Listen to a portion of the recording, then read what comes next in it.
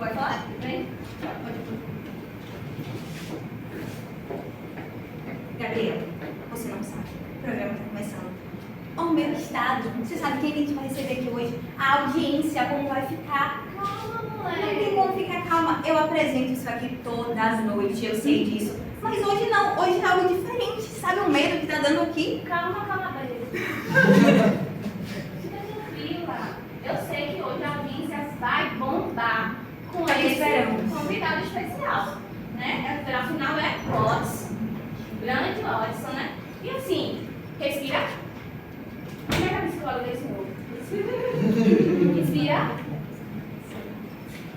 Respira mais uma vez. Já deu tudo certo, olha. A plateia tá linda aqui pra poder. A gente, os telespectadores já estão lá. Daqui a pouquinho começa. Então fica tranquila que já vai. Já deu tudo certo. Nada de errado. Então não precisa repetir. Tá bom? Não é pedir. Não é pedir, nem fascismo. Calma. Pessoal, já vamos iniciar mais um programa. Com 3, tá bom? 1, 2, 3 e gravando. Bom, boa noite, galera. Boa noite, minha plateia maravilhosa. Boa noite para você de casa. É um prazer ter vocês aqui para mais um Talk Show. Nós estamos começando mais um programa e nós vamos falar sobre algo que todos nós sentimos e vamos sentir ao longo da nossa vida, que é o medo. Sim, essa noite nós vamos falar sobre o medo condicionado. Qual foi o seu objeto de estudo? Por que estudar? Nós teremos um convidado mais especial para falar sobre um pouquinho disso essa noite.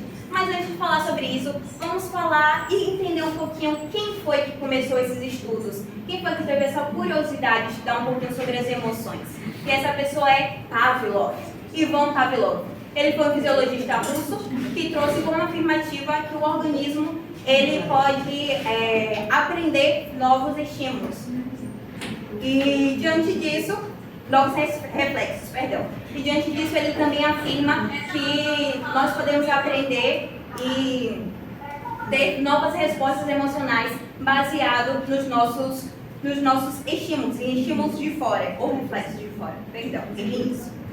E, mediante a tudo isso, nós queremos convidar agora John Watson para falar com a gente um pouquinho sobre o medo condicionado.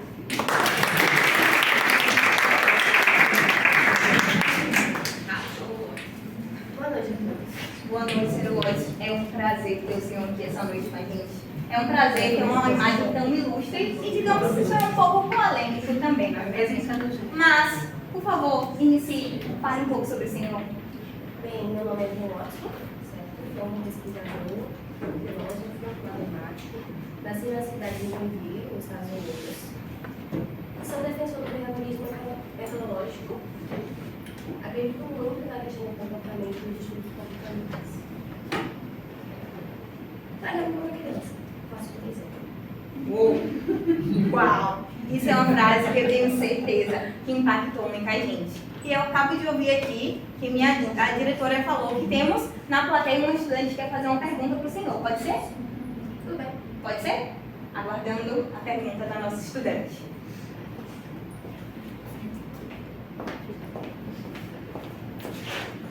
Olá, boa noite. Meu nome é Keila, sou estudante de psicologia e para mim é uma honra estar participando essa noite desse programa. Eu tenho uma professora de análises comportamentais e ela sempre fala essa frase do Sr. Watson, mas eu nunca compreendi ao certo o que ela quis dizer. O senhor poderia explicar um pouco melhor ela? Certo. Não sei se você já ouviu falar, mas teve uma pesquisa minha falada sobre o burnout de 1920.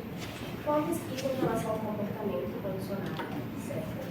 Foi uma criança de 10 meses que eu coloquei num espaço sentada e aos poucos eu fui introduzindo um animal.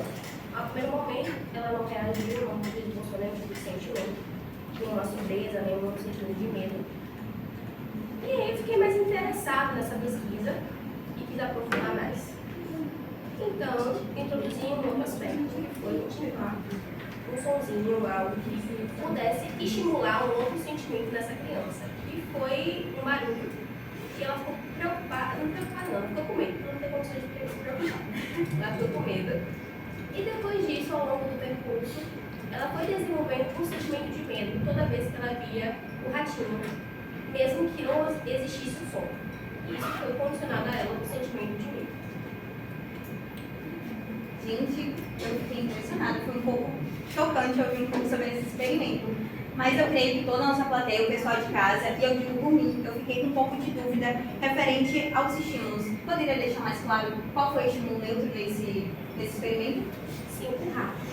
Por que o rato? Porque ela no primeiro momento, ela não esboçou nenhuma preocupação, deu medo. Ela ficou até curiosa com o rato. Essa foi o estímulo. E estímulo incondicionado? O som, a zoada. Porque ela se assustou. Então, ela não conseguia identificar bem o que era aquele som. Então, aquele som desenvolveu nela o sentimento de medo. Entendo. Mas então, quando a gente fala sobre o estímulo condicionado, a gente aborda ele, né? O rato, novamente. Porque após condicionar a criança o sentimento de medo, toda vez que ela viu o rato, ela lembrava do timbre do som, do metal, do som, e isso causava nela medo. Entendo. Senhor Watson, muito obrigada pela sua participação. Foi muito bom ter o senhor aqui essa noite. Espero que o senhor volte no nosso programa mais vezes para falar e abordar sobre outros temas. Muito obrigada. Obrigada. Então, galera, eu acabei de receber o aviso da minha direção que, infelizmente, tivemos que interromper um pouco antes a nossa entrevista, porque tudo isso sobre o pequeno Albert causou um grande murmurinho nas nossas redes sociais, as pessoas estavam entrando em contato no nosso chat e a gente teve que encerrar, infelizmente. Mas fica a questão de tudo que nós ouvimos, de tudo que nós ouvimos essa noite do Watson. Quem foi esse? Quem foi o bebê Albert? O que foi que aconteceu com ele? Será quem ele é? E diante disso nós temos diversas teorias que são abordadas continuamente. E obviamente nós não iríamos deixar de não trazer isso para vocês essa noite, né? Então temos uma convidada muito especial também para falar sobre isso. Olá, boa noite, gente. Meu nome é Gabriela, sou psicóloga, historiadora, formada na Faculdade Anhanguera. Tá? Para mim é uma honra, Neta, estar aqui nessa noite junto com vocês, junto com o público presente, o público em casa. E assim, realmente essa questão levanta muitas hipóteses e muitas teorias. Afinal, o Watson não mostrou não disse quem era, não revelou a verdadeira identidade do pequeno Albert, né?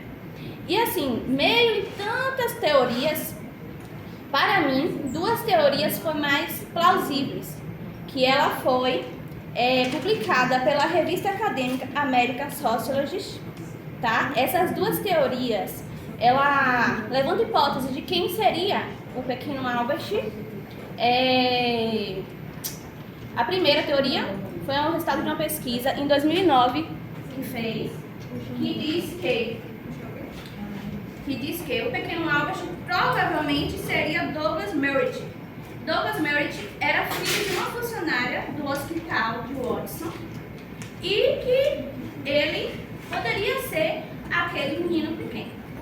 Porém, esse Douglas, ele faleceu muito novo, ele faleceu com 6 anos de idade, e isso com o diagnóstico de hidrocefalia, condição que é desde o nascimento, fazendo a contradição porque o Watson disse que o pequeno Albert era saudável.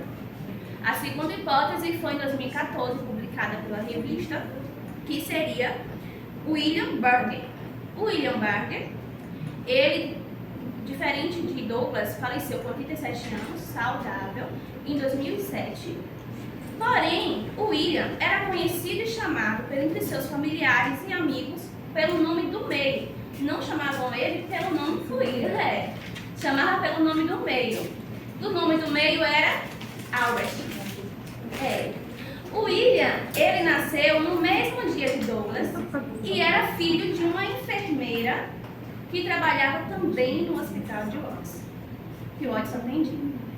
Só que esse William, os pesquisadores na época conseguiram falar com seus familiares e foi identificado que ele tinha um certo comportamento aversivo a animais, inclusive em cães.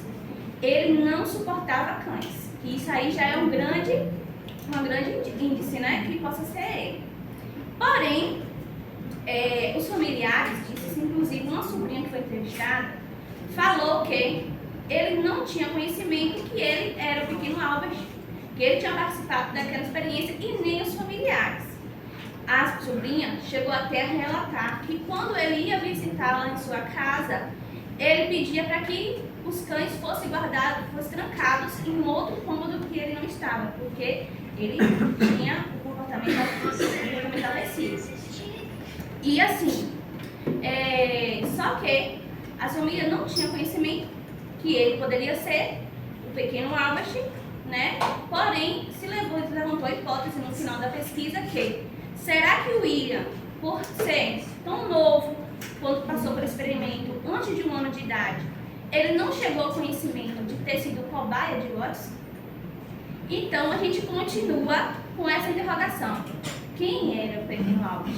Será que era o William? Será que era Douglas? Ou será que são outras hipóteses que são levantadas? Mas a questão nessa noite, devido ao nosso convidado de especial, é que, mesmo sendo chocante o experimento, mesmo sendo algo que assombrou muitas pessoas e que causou repulsa, para nós foi importante porque ele estimulou o estudo do comportamento humano e que hoje é ambiente de estudo para vários estudantes. Então, agradeço a ele, mesmo devido a tanta rejeição, foi uma figura importante, né? Então, obrigada pela participação nessa noite, agradeço ao público presente, é isso aí. Psicóloga Gabriela, muito obrigada pela sua participação, pela sua contribuição, foi um prazer tê-la aqui. E, gente, nós não encerramos aqui, temos mais coisas a fazer e teremos a participação de mais uma psicóloga, psicóloga Mércia. Ela vai vir e ela vai trazer pra gente de uma forma mais um pouco dinâmica, com um pouco de exemplo, mas um pouco sobre esse medo condicionado e também sobre o que esse medo condicionado pode trazer pra gente, a generalização desse medo. Boa noite, Mércia. Olá, pessoal, muito boa noite. Que honra estar participando desse programa com vocês. E que programa incrível, viu? Diga-se de passagem. Nessa noite, como a Gabriela falou, a gente vai estar falando de uma forma mais contextual a respeito do tema, né? Que é o medo condicionado, que nada mais é do que quando a ameaça ainda está distante, está longe, né? Digamos que daqui a uma semana você vai ter um encontro e você já está com medo desse encontro que ainda nem aconteceu. Ou, por exemplo, tem um cachorro do outro lado da rua, ele nem passou perto de você e você já está com medo. O que acontece com o medo condicionado é que o perigo, nesse caso, ele não é iminente, ou seja, ele não é muito forte. Então, o que vai conjugar com o medo são as outras emoções primárias, como, por exemplo, a antecipação, a ansiedade, a preocupação. Então, a gente começa a perceber que há antecipação dos acontecimentos. O medo condicionado é uma forma de aprendizado, especialmente se ocorrer algo ruim. Uma coisa importante da gente destacar é que não podemos falar de um estímulo condicionado ou incondicionado sem fazer uma referência a uma resposta condicionada ou incondicionada específica. Isso, claro, né, não significa que após um condicionamento de um reflexo com um estímulo específico, somente aquele estímulo específico irá iniciar aquela resposta.